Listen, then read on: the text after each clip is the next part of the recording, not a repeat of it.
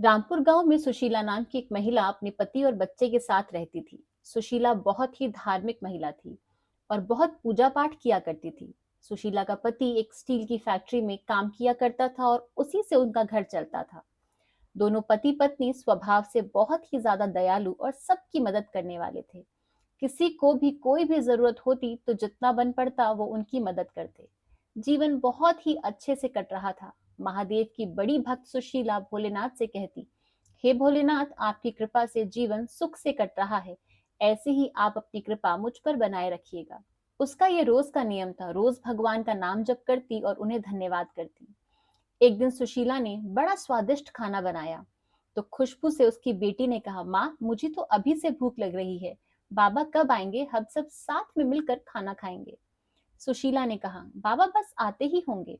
इतने में फैक्ट्री से एक आदमी दौड़ा हुआ आया और बोला, सुशीला बहन, जल्दी चलो, रामकिशन का फैक्ट्री में एक्सीडेंट हो गया है और उसे अस्पताल ले गए हैं। सुशीला अस्पताल जा पहुंची तो डॉक्टर ने कहा, इनके हाथ मशीन में आ गए थे, लाते लाते इन्फेक्शन बहुत बढ़ गया था तो हमें इनके हाथ काटने पड़े। सुशीला फूट फूट कर रोने लगी। जब रामकिशन को होश आया तो सुशीला उससे मिली। उसका मन तो कर रहा था कि वो अपने उस पति को देखकर फूट फूट कर रो पड़े, पर उसने अपने आप को संभाला और रामकिशन को भी हिम्मत दी। उसने कहा, भगवान का बहुत बहुत धन्यवाद है कि आपकी जान तो बच गई। कुछ दिनों बाद रामकिशन को अस्पताल से छुट्टी मिल गई और वो घर आ गया।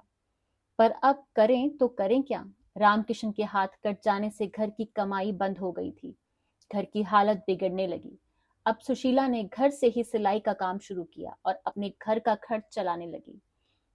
दिन में घर का सारा काम, रामकिशन की सेवा, बेटी को स्कूल भेजना और देर रात तक सिलाई का काम करने लगी। रामकिशन को यह सब देखकर बहुत दुख होता, पर वो कुछ नहीं कर सकता था। इतने मुश्किल समय में भी सुशीला ने अपने धर्म कर्म के कामों को बिल्कुल ही नियम से किया। अब ऐसे ही सिलाई के काम से घर और रामकिशन की दवाइयों का खर्च जैसे तैसे पूरा होने लगा। समय बीता और अब नेहा बड़ी हो गई थी।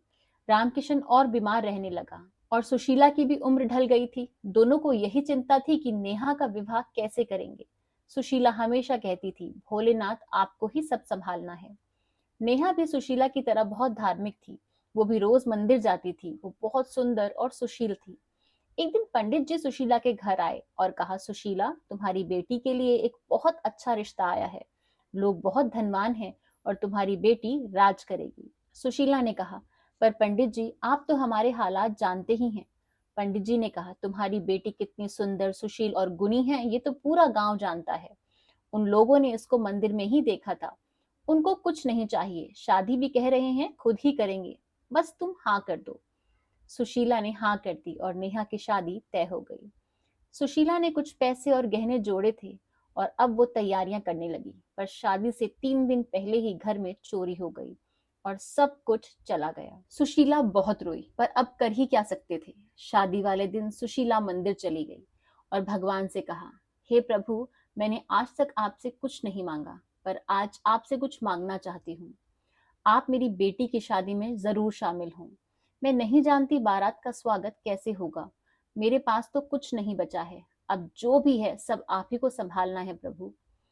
सुशीला घर आई तो देखा घर बहुत सुंदर सजा है। बारात के स्वागत की सारी तैयारियां बड़ी धूमधाम से हो रही हैं। नेहा भी सुंदर जोड़े में गहनों से सजी है। सुशीला असमंजस में पड़ गई कि अभी गई थी तो कुछ भी नहीं था और अब आते ही ये सब कहाँ से आया। वो समझ गई कि ये सब उनके महादेव की ही कृपा है। कुछ ही देर में बारात आ गई और विवाह पूरे विधि विधान से संपन्न हुआ। कन्यादान के समय रामकिशन की आंखों से आंसू छलक आए।